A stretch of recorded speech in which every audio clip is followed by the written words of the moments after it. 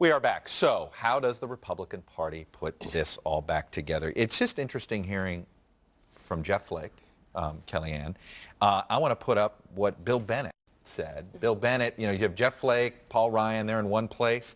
Bill Bennett said this: "It's not the time to be out there demanding all these things, trying to get Trump to suddenly become Reagan. Now is the time to surround him with good people and work with him at the convention." You said something interesting during the break. You said, this is generational in the conservative movement. Explain. Some of it is. You now have John McCain saying he'll vote for Donald Trump. I mean, he obviously Bob has Dole. Bob Dole, Newt Gingrich, Bill Bennett now. It is somewhat generational for them. They recognize that it's healthy for a party going through some growing pains to actually shed some of its skin. But I also want to get back to Senator Flake's interview because I thought it was astonishing for this reason. Donald Trump just won 48% of the vote in the Republican primary. Every single delegate in Flake's home state of Arizona. He got 250,000 voters.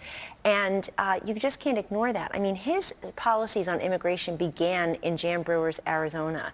And so I think there's a zeitgeist out there that some in the establishment of the Republican Party are still ignoring. And I would say, when I think of Senator Flake, I also, who I respect enormously, I think of this whole class of 2010 that is up for re-election in the Senate in 2016 this year.